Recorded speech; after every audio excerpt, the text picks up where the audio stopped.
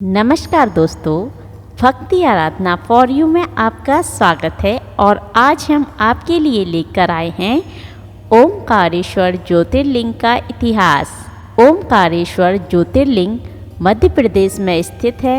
यह मध्य प्रदेश के खंडवा जिले में स्थित है। यह नर्मदा नदी के बीच मांधाता या सीपरी नामक द्वीप पर स्थित है। यह भगवान शिव के 12 ज्योतिर्लिंगों में से एक है। सदियों पहले भील जाति ने इस जगह पर लोगों की बस्तियां बसाई और अब यह जगह अपनी भव्यता और इतिहास के लिए प्रसिद्ध है। जहां पर बाबा ओमकारेश्वर स्थित हैं, उसके समीप नर्मदा नदी बहती है। पहाड़ी के चारों ओर नदी बहने से यहाँ ओम का आकार बनता है।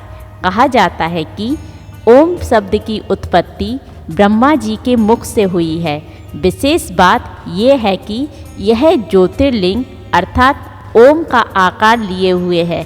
इसी कारण इस ज्योतिर्लिंग को ओमकारेश्वर कहा जाता है।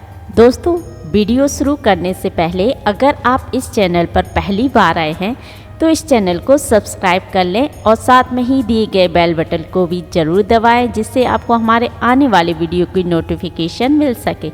और अगर आपको ये वीडियो पसंद आता है तो इस वीडियो को लाइक और शेयर जरूर करें। तो चलिए दोस्तों, आगे बढ़ते हैं। अब हम जानेंगे ओमकारेश्वर ज्योतिर्लिंग का इतिहास। एक बार नारायण भक्त ऋषि नारद मुनि घूमते घूमते विंध्याचल पर्वत पर पहुंच गए। वहां उनका स्वागत बड़े ही आदर सम्मान के साथ हुआ। जब उन्होंने विंध्याचल पर्वत से उनके हालचाल पूछे, तब विंध्याचल ने कहा कि वो सर्वगुण संपन्न हैं। साथ ही कहा कि उनके पास किसी भी चीज़ की कमी नहीं है। उनके पास हर प्रकार की संपदा है।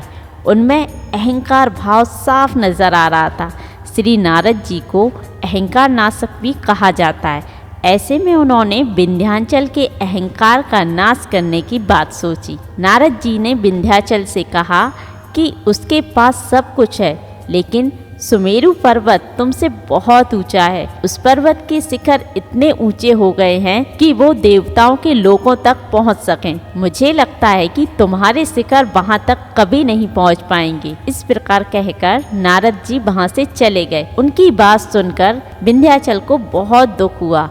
इस पछतावे में विंध्याचल ने फैसला किया कि वो शिव जी की आराधना करेंगे। उन्होंने मिट्टी के शिवलिंग बनाए और भगवान शिव जी की कठोर तपस्या करने लगे।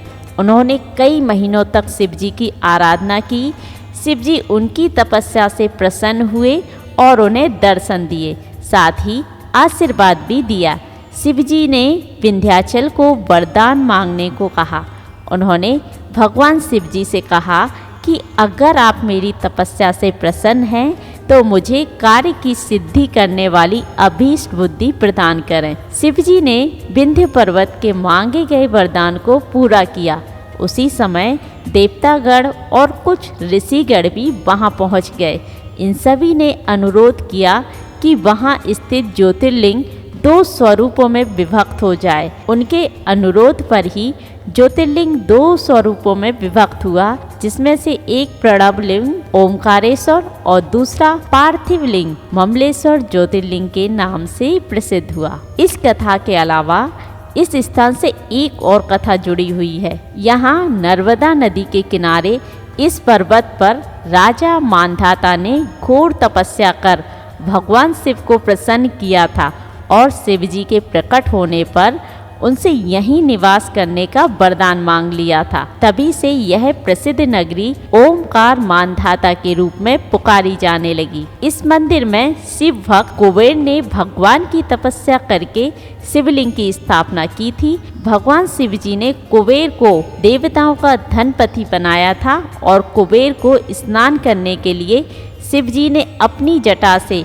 कावेरी नदी को उत्पन्न किया था। ओमकारेश्वर मंदिर में 68 तीर्थ हैं, जिसमें 33 करोड़ देवी देवता परिवार सहित रहते हैं। 2 ज्योतिर्लिंग सहित 108 शिवलिंग भी हैं। यहाँ भगवान शिव साक्षात प्रकट हुए हैं, इसलिए इन्हें ज्योतिर्लिंग कहा जाता है। ऐसा कहा जाता है कि यहाँ का तट ओम का आकार का है।